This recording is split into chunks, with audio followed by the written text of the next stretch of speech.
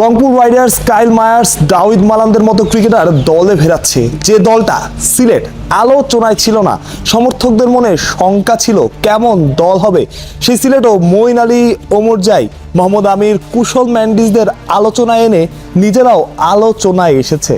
ঢাকা কি করছে? ঢাকার ফ্যান বেজ আছে, ঢাকাকে নিয়ে মানুষের প্রত্যাশা বেশি। রাজধানীর দল শাকিব খান যে দলটার ওনার, শাকিব খান কেমন ক্রিকেটার দলে ফেরাবেন? কোনো বিদেশি ক্রিকেটারের নাম কি আপনি শুনেছেন? আমি এখনো শুনি নাই। Quinton de Kock, Jason Roy নিয়ে আলোচনা হয়েছে, সোশ্যাল মিডিয়া ভরে গেছে, তারা নাকি আসছেন। পরবর্তীতে আমরা খবর পেয়েছি তাদের থেকেই, এবং তারা তাদের মতামতের, আমি জানি না তাদের সাথে আলোচনা হয়েছে কিনা, বাট তাদের মতামত যে এরকম কোনো আলোচনা তাদের সাথে হয়নি এবং তারা আসছেন না বা এই টাইপ কোনো কথাবার্তা। জেসন রয় গতবার খেলেছিলেন, তিনি আসলেও আসতে পারতেন, আমরা ভেবেছিলাম যে হয়তো বা সত্য, কিন্তু যখন শুনেছি তখন আসলে হতাশ হয়েছি। কারণ এখন পর্যন্ত বোধহয় ঢাকায় একমাত্র ফ্র্যাঞ্চাইজি যারা অফিসিয়ালি কোনো বিদেশি ক্রিকেটারের নাম অ্যানাউন্স করেনি। আমরা রাজশাহীর থেকেও ক্রিকেটারদের নাম শুনতে পাচ্ছি, বিভিন্ন জায়গায় বিভিন্ন গুঞ্জন শুনতে পাচ্ছি, এমনকি চট্টগ্রাম তাদের থেকেও টুকটাক গুঞ্জন শুনতে পাচ্ছি।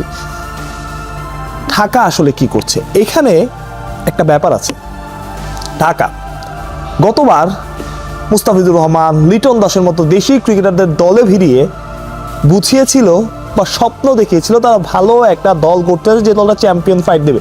কিন্তু ঢাকা হতাশ করছে কেন? মানসম্মত বিদেশি ক্রিকেটারের অভাবে। ঢাকায় নামিবিয়ার ক্রিকেটার খেলেছেন, ওয়েস্ট ইন্ডিজের ক্রিকেটার খেলেছেন, রান করা ক্রিকেটার এসেছেন, তারা পারফর্ম করতে পারেননি। ফলাফল ঢাকা খুব বাজেভাবে ফেল করেছে। তবে ঢাকা এবার সেটা চাচ্ছে না। ঢাকা চাচ্ছে পূর্ণ মেয়াদে বা টুর্নামেন্টের 70-80% সময়ে, আমার মনে হয় এটা, যারা সার্ভিস দেবে বা বড় একটা সময় যারা সার্ভিস দিতে পারে এমন ক্রিকেটারকে দলে ফেরাতে, এমন বিদেশিকে। এখন আপনি সিলেটের কথা বলতে পারেন, মঈন আলী, আপনি বলতে পারেন মঈন আলী আসছে। মঈন আলী কবে আসছে? তবে তার আগে সিলেটকে একটা ক্রেডিট দিতে হয়, কারণ এই সময়ের মধ্যেও তারা অল্প সময়ের মধ্যেও মঈন আলী কিংবা ওমর জাইয়ের মতো ক্রিকেটের সাথে কথা বলেছে। পরবর্তীতে আসবেন কি আসবে না সেটা পরের ব্যাপার, বাট কথা বলেছে, এটা সত্য। কিন্তু যেটা বলছিলাম যে মঈন আলী আসলে কবে আসবে, প্রাথমিকভাবে আমরা যতটুকু জানতে পেরেছি মঈন আলী মাত্র 2 ম্যাচের জন্য চুক্তিবদ্ধ হয়েছেন। সেই 2 ম্যাচও কবে?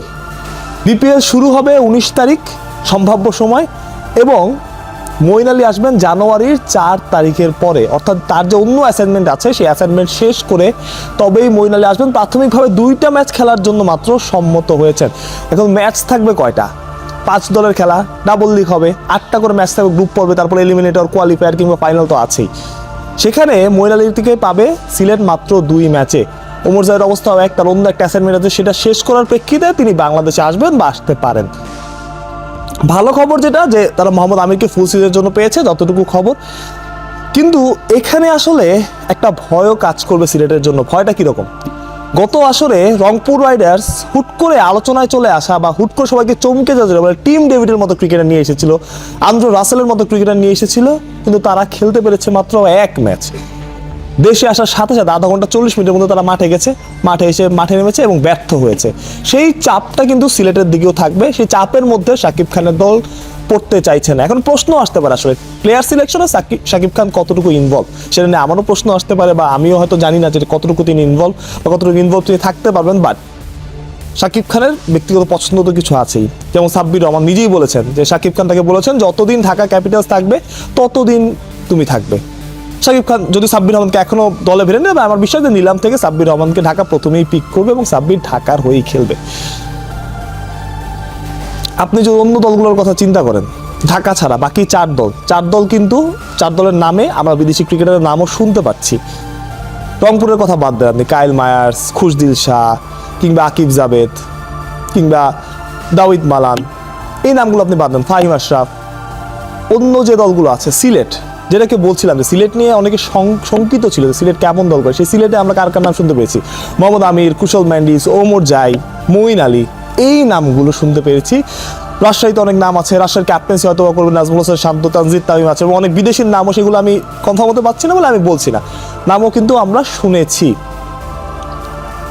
চট্টগ্রামে শেখ মেহেদি খেলবেন, তানভীর ইসলাম খেলতে পারেন, বাকি অনেক বিদেশির নামও আমরা টুকটাক শুনতে পাচ্ছি। কিন্তু ঢাকার বেলায় সেটা হচ্ছে না। তার একটাই কারণ, ঢাকা যে দলগুলোকে, প্লেয়ারগুলোকে নিতে যাচ্ছে এবার, যে প্লেয়ারগুলো তাকে যাতে পুরো সময় সার্ভিস দিতে পারে। মুস্তাফিজুর রহমান তিনি ছিলেন ঢাকায়, তাকে ঢাকা আগে রংপুরের প্লেয়ার সাইফকে নিয়ে নিয়েছে, রংপুর আবার মুস্তাফিজকে নিয়ে নিয়েছে। দারুণ একটা লড়াই, এই লড়াইটাই আসলে আমরা দেখতে চাই। তবে সবচাইতে বড় কি বলে এটা, সবচাইতে বড় শঙ্কা বা সবচাইতে ভয় যেটা রংপুরের জন্য, সেটা হয়তো বা এই যে তাদের প্লেয়ার যারা সাইফ হাসান ছিলেন, শেখ মাহিদি ছিলেন, তাদের হারিয়ে ফেলা। তারা বহুদিন একটা সময় মনে হতো যে সাইফ হাসান যখন এই সাইফ হাসান ছিলেন না, তখন রংপুরের হয়ে তিনি খেলেছিলেন, মনে হতো রংপুর মানেই সাইফ হাসান। যেমন তারা নুরুল হাসান সোহানের বেলায় মনে হয় তিনি এবারও রংপুরের হয়ে খেলবেন, হয়তো ক্যাপ্টেন্সিও করবেন। ঠিক শেখ মাহিদির বেলাও একই ব্যাপারটা মনে হতো। ইভেন ওমর জায় অনেকবার বলেছেন, ওমর জায়ের বেলাও একটা ব্যাপার মনে হচ্ছে যে ওমর জায়ের ক্যারিয়ারে রংপুরের ক্রেডিট আসলে কতটা।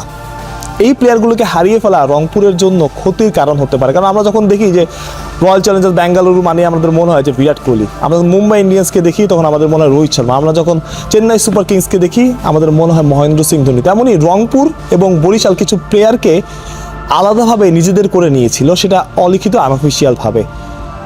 বরিশালের প্লেয়ার দেখলে মনে হচ্ছে তামিম ইকবাল বরিশালে খেলবেন, কিংবা বরিশালের মুশফিকুর রহিম, মাহমুদুল্লাহ রিয়াদ, এই প্লেয়ারগুলো দেখলেই মনে হতো তারা বরিশালকে রিপ্রেজেন্ট করবেন। সেই জায়গা থেকে আসলে ওই যে রিপ্রেজেন্টের ব্যাপারটা, ওই যে ওন করার ব্যাপারটা, সেইটা হয়তো বা রংপুর মিস করবে। কারণ একটা দল যখন আপনি 4-5 বছর খেলবেন, যেভাবে আপনি দলটাকে ওন করবেন, সেটা যখন চলে আসবেন, নতুন ক্রিকেটে আসবে, খুব স্বাভাবিকভাবে তার হ্যাঁ 100% পারফর্ম করার চেষ্টা করবো অবশ্যই, কিন্তু যে ওনারশিপের ব্যাপারটা সেইটা হয়তো করবে না। তবে যেটা নিয়ে আলোচনা শুরু করেছিলাম, আমি নিশ্চিত করে বলছি যে আমরা শুনেছি বা আমরা ধারণা করছি যে শাকিব খানের দল ঢাকা হয়তোবা সমর্থকদের হতাশ করবে না। তারা ভালো ক্রিকেটার, ভালো মানের বিদেশি ক্রিকেটার, হয়তোবা সেটা কুইন্টন ডিকক না, হয়তোবা জেসন রয় না, বাট ভালো মানের ক্রিকেটারের দিকেই নজর রাখছে এবং ভালো মানের অন্তত 2জন কি 3জন বিদেশি ক্রিকেটার দলে ভেড়ানোর চেষ্টা করছে। যে লড়াইটা আমরা দেখতে চাই, ফ্র্যাঞ্চাইজি ক্রিকেট তো ভাই এরকমই আসলে। ফ্র্যাঞ্চাইজি ক্রিকেট মানেই হচ্ছে যে আপনি টুর্নামেন্ট শুধু মাঠের খেলা না তো ভাই, মাঠের বাইরে আপনার গ্ল্যামার, আপনার ক্রিকেটার, শুধুমাত্র ক্রিকেটারদের পারফর্ম করার জন্য এরকম না।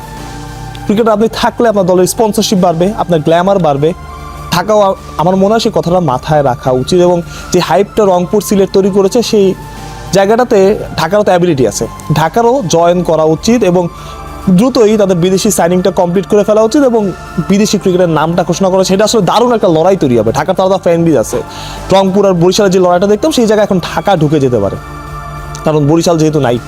সো রংপুরে একটা প্রতিদ্বন্দ্বিতা থাকবেই। সেখানে শাকিব খানের ঢাকা, শাকিব খানের যে গ্ল্যামার, প্রচুর মানুষ গতবার আমরা দেখি শাকিব খানের জন্য খেলা দেখতে এসেছে, সেই গ্ল্যামারটাকে হয়তো ঢাকা কাজে লাগে এবং দ্রুত কিছু প্লেয়ার, বড় প্লেয়ার, সেটা আসলে বিপিএল এর গ্ল্যামারই বাড়াবে। মানুষ আসলে সেটাই দেখতে চায়, যেটা রংপুর করছে, যেটা সিলেট করছে, হয়তো বা অন্যরাও করার চেষ্টা করছে, ঢাকাও করছে। বাহরুষ প্রত্যয়, বিডি ক্রিক টাইম।